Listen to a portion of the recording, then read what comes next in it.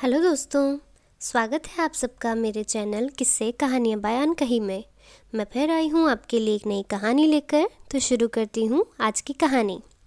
एक बार एक राजा जंगल में शिकार खेलने गए और खेलते खेलते बहुत आगे निकल गए। उन्हें बहुत प्यास लगी। वो इधर उधर पानी की तलाश कर रहे थे। तभी उन्हें वहाँ एक लकड़हारा मिला जो लकड़ी से कोयले बना रहा था। राजा उसके पास गए और पानी के लिए पूछा। उसके पास एक लोटा पानी था। उसने वह राजा को पिला दिया। राजा वह पानी पीकर बहुत प्रसन्न हो गए। सुनसान जंगल में लकड़हारे से पानी का लोटा पीकर प्रसन्न हुए राजा ने कहा, हे दयालु, किसी दिन मेरी राजधानी में अवश्य आना, मैं तुम्हें पुरस्कार दूंगा। इस घटना को घटे पर्याप्त समय व्यतीत हो गया। अंततः लकड़हारा एक दिन चलता फिरता राजधानी में जा पहुंचा और राजा के पास जाके कहने लगा, मैं वही लकड़हारा हूँ जिसने आपको पानी पिलाया था। राजा ने उसे देखा और अत्यंत प्रसन्नता से अपने पास बैठाकर सोचने लगा कि इस निर्धन का दुख कैसे दूर करूं। तो उसने सोच विचार के पश्चात चंदन का एक विशाल बाग उसको सौंप दिया। लकड़हारा मन ही मन बड़ा प्रसन्न हुआ, ये सोचकर कि इस बाग के वृक्षों से पैसे बनाकर मेरा जीवन आराम से कट जाएगा। यह सोचकर लकड़हारा प्रतिदिन अपना पेट पालने लगा। राजा को एक दिन यूं ही विचार आया कि चलो लकड़हारे का हाल देखा है, चंदन के उद्यान का भ्रमण भी हो जाएगा। यह सोचकर राजा चंदन के उद्यान की ओर जा निकले। उन्होंने दूर से उद्यान से धुआं उठते देखा। निकट आने पर ज्ञात हुआ कि चंदन जल रहा है और लकड़हारा पास खड़ा है।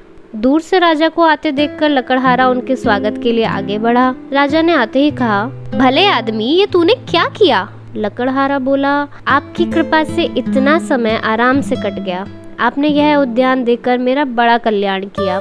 मैं कोयला बना बना कर बेचता रहा हूँ। अब तो कुछ ही वृक्ष रह गए हैं। यदि कोई और उद्यान मिल जाए तो शेष जीवन भी व्यतीत हो जाएगा। राजा ने देखा कि थोड़े समय में ही चंदन का सुंदर बगीचा वीरान हो गया, जिसमें स्थान स्थान पर कोयले के ढेर लगे थे। इसमें अब केवल कुछ ही वृक्ष रह गए थे जो लकड़हारे के लिए छाया का काम देते थे।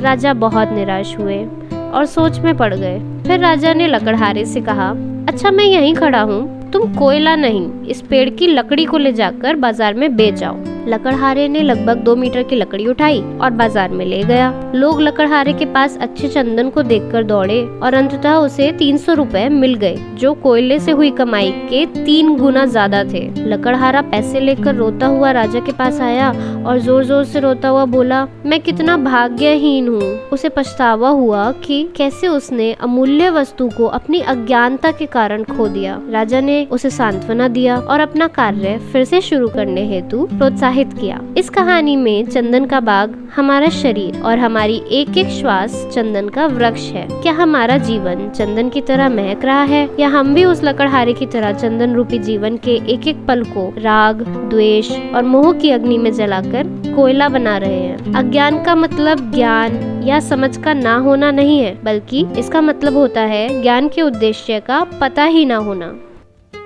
तो ये थी आज की प्यारी सी कहानी। अगर आपको पसंद आई हो तो लाइक, कमेंट, शेयर और सब्सक्राइब करना बिल्कुल मत भूलिएगा। मैं फिर आऊँगी ऐसा ही एक प्यारा सा किस्सा कहानी लेकर। Bye bye.